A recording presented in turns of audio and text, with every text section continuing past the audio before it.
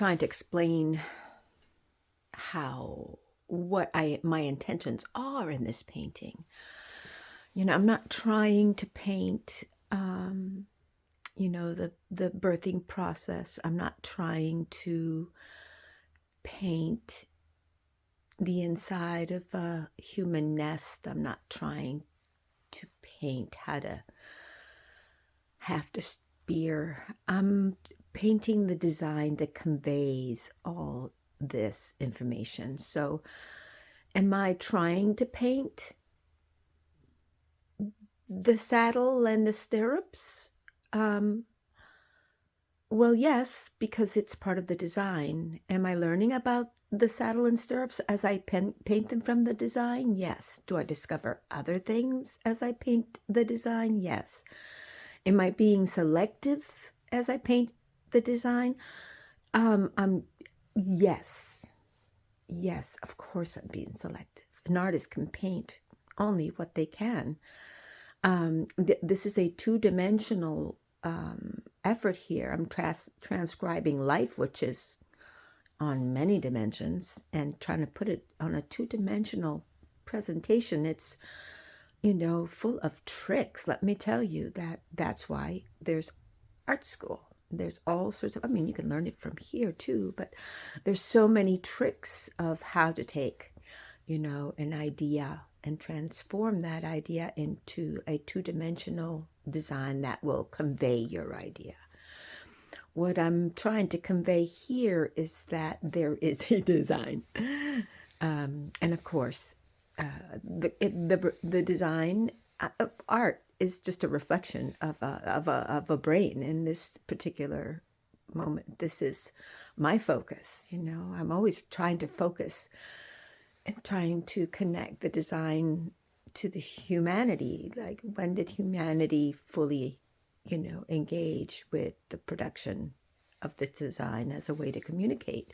And I think it goes way, way, way, way back. But I do get interference, of course, and I have to stop and check it out.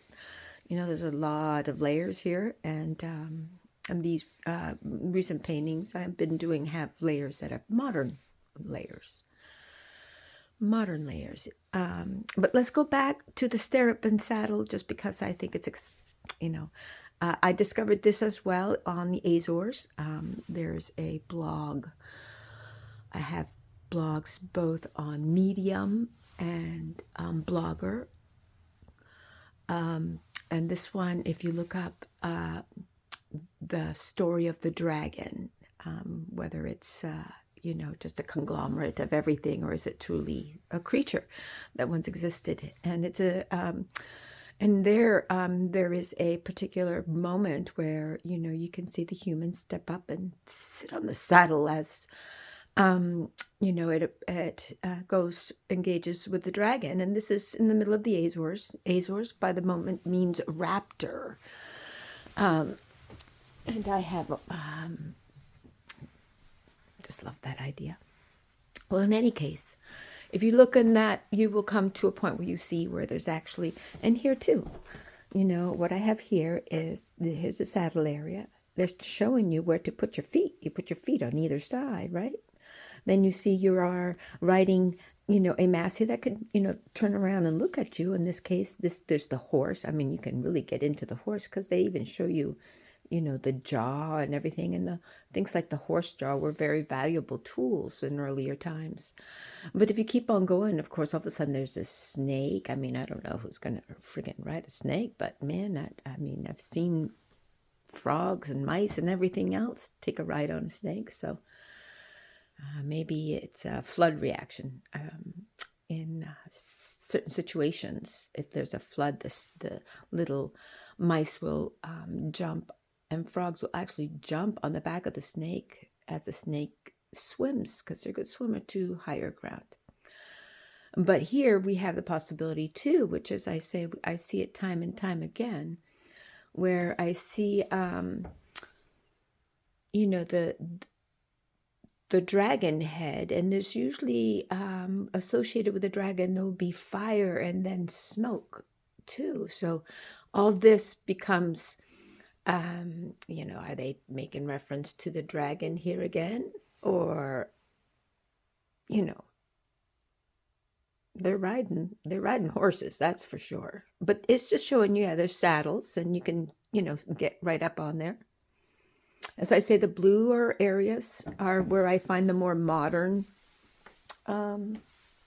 material, along with the old too. I mean, it just seems like it flows more in those areas. So there, today we'll talk about the saddle. But can I add one more thing? Just one more thing. As I keep on saying, somebody handled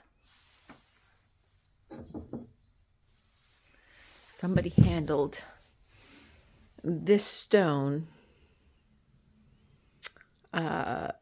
recently.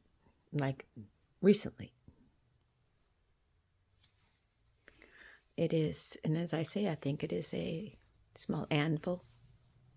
But this thing is so full of material into the present, to the point where you'll see Larry Bird make a, jump shot.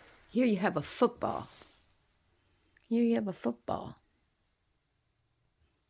And here there's helmets in action. This one here is just really cool. There's a helmet over here, and you can see the helmet is of the person is moving towards the right. So this lady's face becomes, part of the other image. So I know I've really focused on her face, but that was my intention. The other material, I just wanted people to start picking up patterns. And so if I use a certain face in a certain way, people begin to associate it with certain surroundings in the rest of the design, and your mind should start picking those patterns up on its own. The brain is good at completing pictures for us. That's what pareidolia is. It's not an illness. It is what the brain does. And you can pretend it doesn't do that, I guess, but in actuality, it's good to know what your brain is up to. Thank you for looking. Good morning. Have a good one.